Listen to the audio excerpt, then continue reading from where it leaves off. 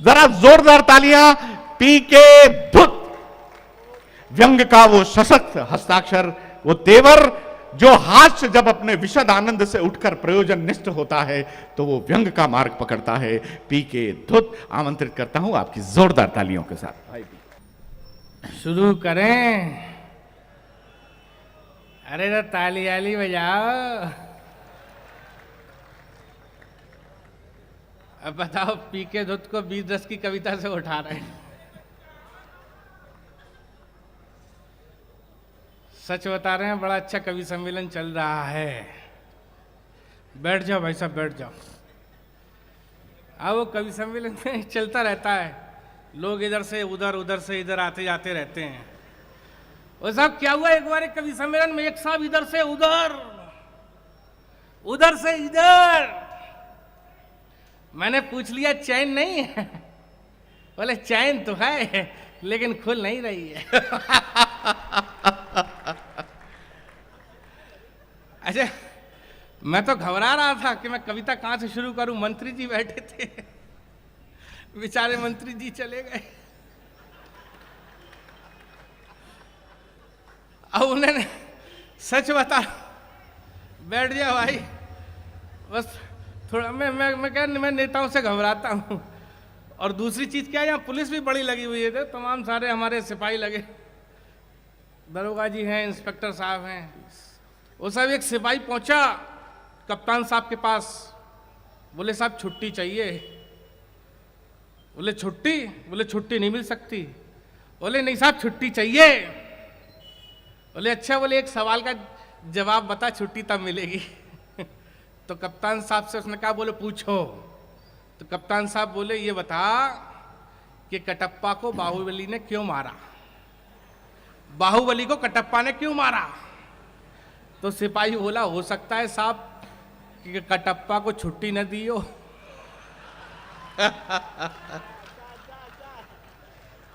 अरे ताली आली बजाओ जिससे कि मालूम पड़ना चाहिए कि सितम पर है सितम भारी, पड़ोसन मुस्कुराती है। हाँ, मैं सच बता दूं आपको, मैं प्रेम का और हास्य का कवि हूं। आपको आनंद आएगा प्रेम और हास्य में। वो नेताजी छूटे जा रहे हैं, मंत्री जी। मैं नेताओं के बारे में सच बताऊं कुछ कहता नहीं। उसका कारण है कि मेरे एक दोस्त की शादी हुई और शादी में उसने बहुत सारे लोगों को बुलाया। मैंने उससे मना किया, देख सबको बुलाना, नेताओं को मत बुलाना। लेकिन उसने मेरी बात नहीं मानी साहब, नेताजी को बुला लिया। अब स्टेज पे मेरा दोस्त बैठा, उसकी पत्नी अब बगल में, सामने से नेताजी आ गए। मेरा दोस्त हमारे सम्मान के उठा और नेताजी के पास जाकर उनके चरण छू लिए। फिर पत्नी भी पहुंच गई, पत्नी ने भी चरण छुए। मेरा दोस्त बोला, नेताजी ये मेरी पत्नी है, हम आज से नई जिंदगी शुरू करने जा रहे हैं, हमें आशीर्वाद दो। नेताजी बोले, हम आशीर्वाद नहीं देते हैं, हम नेता हैं, उद्घाटन करते हैं। कि सितम पर है सितम भारी। नहीं, मैं ये तो हल्की फुल्की चुटकी लेने की बात थी, मजाक की। लेकिन सच बता रहे हैं, पानी बरसने लगा है, बारिश शुरू हो गई। क्या करें, रुके आप? कर दो, तुम तो अपना खत्म करो। हाँ, वो भगदड़ मच गई वो। हाँ, कोई बात नहीं, कोई बात नहीं। कि सितम पर है सितम भारी, पड़ोसन मुस्कुराती है, मोहब्बत छुप के है जारी, पड़ोसन मुस्कुराती है। न जाने कौन सी खूबी पे मेरी है फिदा पागल, मेरी नस नस में मक्कारी, पड़ोसन मुस्कुराती है। वाह। जवानी ढल रही तो क्या पुनः रिचार्ज कर लेंगे, दवा खा लेंगे बलकारी, पड़ोसन मुस्कुराती है। वाह। हुनर एंडी तिवारी का दिखा तो दे उसे लेकिन, हुनर एंडी तिवारी का दिखा तो दे उसे लेकिन, डीएनए की है दुश्वारी, पड़ोसन मुस्कुराती है। अरे मैं चाहता हूँ वाह, रोका जाए थोड़ा सा, उठ रहे हैं लोग। कोई बात नहीं है, थोड़ा सा बिल्कुल ये मौसम का व्यवधान है, उसका कोई आपकी हल्की तालियां हैं। लेकिन मैं अपनी जिंदगी की, चूंकि सभी लोगों को पढ़ना है, माहौल थोड़ा बिगड़ चुका है, मैं अपनी जिंदगी की कुछ अच्छी कविताएं रखता हूं। स्वागत यहाँ पर स्वागत। देखिए साहब, इतने ही लोग सुनने वाले थे। मैं जिंदगी की अच्छी कविताओं में से कविता रखता हूं। आजकल मेरे देश में पूरा माहौल बनाया जा रहा है अलग अलग तरीके से, लेकिन इस हिंदुस्तान की पहचान तभी है जब हम लोगों में एकता बनी रहे। और ईमानदारी की बात यह है कि हमारे देश की सियासत कभी नहीं चाहती कि हम एक हों, क्योंकि हमारे देश की सियासत ने हमको नारा दे दिया, हिंदू मुस्लिम सिख ईसाई आपस में सब भाई भाई। दोस्तों, मेरा एक कहना है कि अगर मेरे देश की सियासत ने हमको भाई की जगह दोस्त बना दिया होता, वाह, तो सच्चे मायने में अरे हम वाह लोग वाह एक हो वाह गए वाह, होते। क्या बात है, क्या क्योंकि बात है। इतिहास बहुत गवाह है। बहुत तालियां तो अब बजाना साहब, तालियां सब लोग खोलना। मैं जो पंक्तियां बोलने जा रहा हूं, दोस्त बना दिया होता। सच बताऊं दोस्तों, भाई की जगह अगर मेरी सियासत ने हम लोगों को दोस्त बना दिया होता, तो हम सच्चे मायने में एक हो गए होते। क्योंकि इतिहास गवाह है, भाइयों में तो बंटवारा होता है, लेकिन दोस्तों में कभी बंटवारा नहीं होता। वाह वाह वाह। मैं एक कविता अपनी पढ़ता हूं, अगर इसके बाद अच्छा लगेगा, माहौल बनेगा, तो मैं एक कविता और पढ़ूंगा, वरना स्थान लूंगा अपना। एक छोटी सी भूमिका बनाता हूं साहब। मैं उत्तर प्रदेश के एटा से आपके शहर में खिदमत करने के लिए आया हूं। मैं चाहता हूं आपके दिल में मेरी एक छोटी सी जगह बन जाए। यहाँ जिसके लिए मुझे विजय तिवारी जी ने, गोविंद गोयल जी ने मुझे बुलाया है, मैं आप लोगों की खिदमत के लिए हाजिर हूं। स्वागत है। एक छोटी सी भूमिका, आपने देखा होगा किसी गली मोहल्ले में कहीं आपको पागल मिल जाएगा, और पागल को परेशान करने वाले लोग हमारे और आपके बीच में से होते हैं, जो अक्लमंद होते हैं। वो उसको परेशान करते हैं, छेड़ते हैं। वहां से मैं कविता निकाल कर लाया हूं, अगर कविता अच्छी लग जाए तो आशीर्वाद दीजिए। स्वागत है, स्वागत है।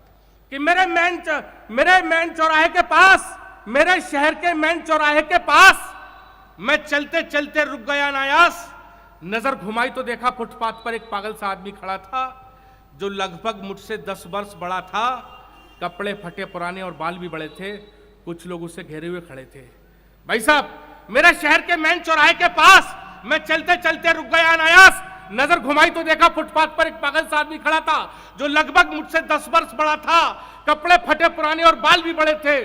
कुछ लोग उसे घेरे हुए खड़े थे। तभी एक सज्जन बोले, लगता है ये आवारा है। दूसरे बोले, नहीं, ये इश्क का मारा है। तीसरे ने झट से बीड़ी जलाई और उस पागल की तरफ बढ़ाई। हाथ जोड़कर पागल से बोला, हे महाराज, मैं तो आपको अच्छी तरह से जानता हूं, आपकी ताकत को पहचानता हूं। मुझ पर कृपा करो और मेरे कष्ट मिटा दो।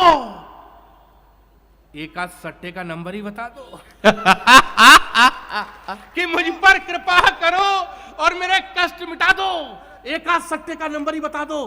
तभी साहब चौथे ने उस पागल से पूछ लिया, तू हिंदू है या मुसलमान है? तभी साहब चौथे ने उस पागल से पूछ लिया, तू हिंदू है या मुसलमान है? इतना सुनते ही पागल का गुस्सा 7वें आसमान पर। उसने एक तमाचा जड़ दिया सज्जन के कान पर और झूमते हुए अपने अंदाज में बोला, बड़ी अजीब बात पूछता है।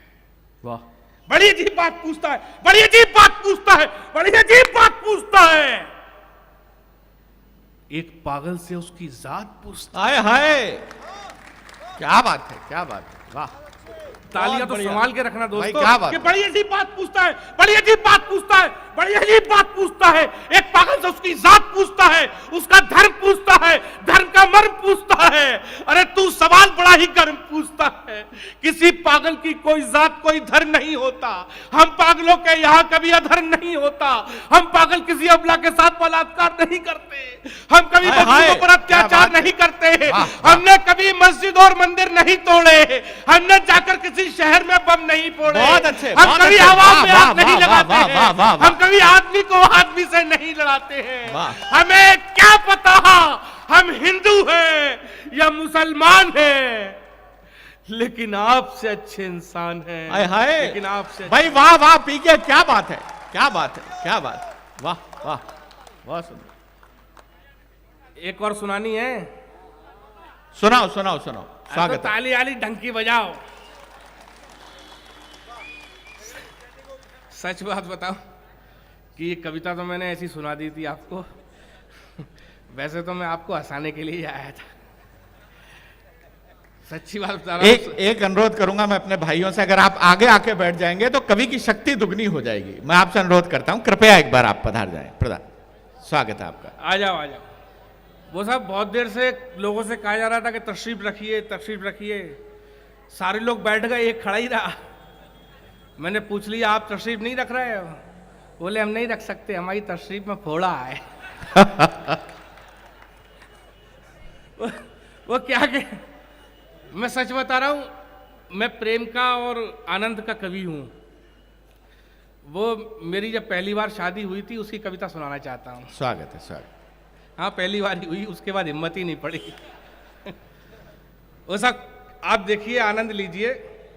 होता क्या है जी जी, देखिए शादी हुई और मेरी तो बचपन से शादी करने का बड़ी तमन्ना थी। और चूंकि हम अभी बता रहा था हमारा क्या नाम हेमंत पांडे के, हम हास्य कवियों की शादी बड़ी मुश्किल से होती है, होती ही नहीं है। मेरे तो जने कितने रिश्तेदारों ने घेर घार के कोशिश की लेकिन शादी नहीं हो पा रही थी। बड़ी मुश्किल से शादी हुई साहब, बड़ी मुश्किल से। और मेरी तो बचपन से तमन्ना थी शादी करने की। और उसके बाद हुआ क्या कि शादी हुई और दूसरे दिन बीवी मायके चली गई। कविता यहाँ से शुरू होती है, आनंद लीजिए। स्वागत है, स्वागत है, बहुत सुंदर। कि छन्न पकैया, अरे इसको बिठा दो। अबे मैं बनिया का बच्चा हूं, मुझे अपना ही माल बेच लेने दे भाई। कि छन्न पकैया, छन्न पकैया, लुट गए हम तो भैया,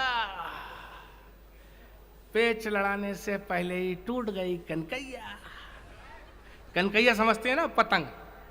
कि छन्न पकैया, छन्न पकैया, लुट गए हम तो भैया, पेच लड़ाने से पहले ही टूट गई कनकैया। जैसे तैसे पकी उमरिया में शादी हो पाई, मंदिर मंदिर दिए जलाए तब ये नौबत आई। गोयल साहब, जैसे तैसे पकी उमरिया में शादी हो पाई, मंदिर मंदिर दिए जलाए तब ये नौबत आई। मन में लड्डू फूट रहे हैं, घड़ी मिलन की आई, इंतजार के हर लम्हे की करनी है भरपाई। तभी न जाने किस गलती पे रूठे भाग्य विधाता, निकल आई पत्नी के तन पर चेचक वाली माता। विदा करा कर ले गया साला, सुनी है चरपैया। छन्न बगैया, छन्न बगैया, ताली बजाओ भैया। अरे वाह वाह वाह वाह वाह।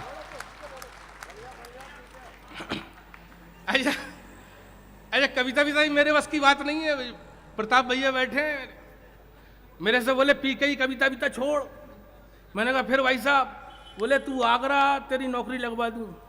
मैं इनके भरोसे पहुंच गया आगरा, इन्होंने मेरी नौकरी लगवा दी मुर्गी फार्म में। मैंने गुस्से में सारी कविताएं मुर्गियों को सुना दी। दूसरे दिन मुर्गियों ने अंडे ही नहीं दिए। मुर्गी फार्म का मालिक भाई साहब से बोला कैसे आदमी को नौकरी पे लगवा दिया, मुर्गियां अंडे नहीं दे रही। भाई साहब ने मुझे बुलाया, डांटा, बोले मुर्गियों से अंडे दिलवा। मैंने सारी मुर्गियों को इकट्ठा किया, बिल्कुल वैसे ही जैसे आप लोग। मैंने कहा मुर्गियों अंडे दो, वो भी एक नहीं दो। सारी मुर्गियों ने दो दो दिए, एक ने एक ही दिया। मैंने पूछ लिया एक ही? बोले अरे आपकी वजह से तो देवी दिया, वरना अपन तो मुर्गा है। छन्न बगैया, छन्न बगैया, लुट गए हम तो भैया। ताली बजाओ भैया। बहुत अच्छे, बहुत अच्छे। अच्छा, उसके बाद हुआ क्या कि देखिए साहब, घर में इतनी परेशानी। घर में आपने देखा होगा, आपकी भी भाभियाँ होंगी। अच्छा, भाभियाँ जो है बड़ी छेड़ा छाड़ी करती हैं, चकल्लस करती हैं। अब घर से बाहर निकलो तो यार दोस्त परेशान कर रहे। फिर घर में घुसे तो मेरी जो सबसे बड़ी वाली भाभी थी वो बोले छोटी वाली भाभी से, बोले क्या बताएं, लाला जी की शादी तो हो गई, बिल्कुल ऐसे लग रहा है जैसे इलेक्शन जीत गए लेकिन शपथ ग्रहण समारोह नहीं हो पाया। छन्न बगैया, छन्न बगैया, छन्न बगैया, लुट गए हम तो भैया। कि हंसी ठिठोली करती भौजी, छेड़े बारंबार। अच्छा, घर में नहीं बैठ पा रहे, भाभियां परेशान कर रही। बाहर यार दोस्त मारे गुस्सा के चला गया मैं शहर के बाहर। एक तालाब के किनारे 4-5 कंकड़ उठाए, एक तालाब में मारा करूं, एक लहर उठा करे, फिर दूसरा कंकड़ फेंका, फिर तीसरा कंकड़ फेंका। जैसे ही तीसरा फेंका, एक मेंढक तालाब से बाहर। बोले क्या कर रहा है? मैंने कहा मेरी वाली चली गई है इसलिए उदासी दूर कर रहा हूं। बोले तेरी वाली के चक्कर में मेरी वाली का सर फूट गया। कि हंसी ठिठोली करती भौजी छेड़े बारंबार, मिलन योग में शनि दोष का बतलावे उपचार। वाह। और उपचार भी कैसा कि हंसी ठिठोली करती भौजी छेड़े बारंबार, मिलन योग में शनि दोष का बतलावे उपचार। काले तिल के काले लड्डू खाओ हर शनिवार, चरण छुओ काली कुतिया के होवे बेड़ा पार।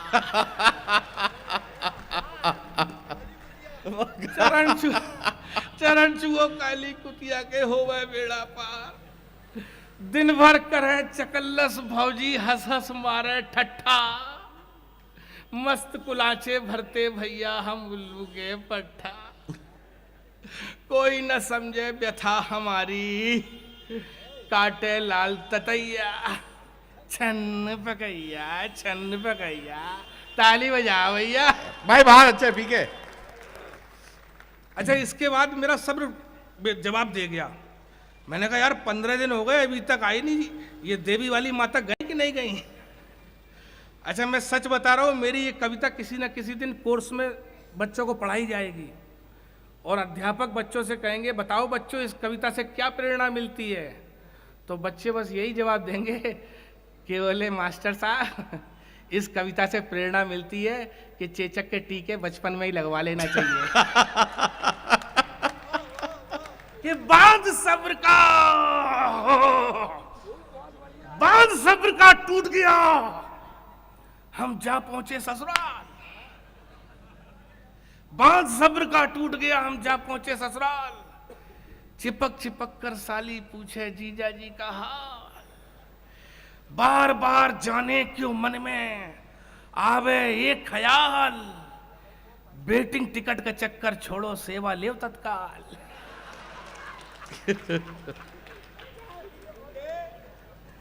वेटिंग टिकट का चक्कर छोड़ो सेवा ले तत्काल। हाथ जोड़कर किया निवेदन, डियर साली जी बुरे वक्त में मदद करो आदि घरवाली जी। अच्छा, मैंने हिम्मत जुटा के अपनी साली से पूछ लिया। मैंने कहा साली जी अगर मैं आपको चुम कर लूं तो आप बुरा तो नहीं मानोगी, आपको कैसा लगेगा? तो मेरी साली बोली मुझे ऐसा लगेगा जैसे मेरा जीजा बैंकॉक गया और एयरपोर्ट से ही वापस लौटे आया। कि हाथ जोड़कर किया निवेदन, डियर साली जी बुरे वक्त में मदद करो आदि घरवाली जी। खबर लग गई सालों को फिर जमकर हुई ठुकैया, छन्न पकैया। ताली बजाओ भैया।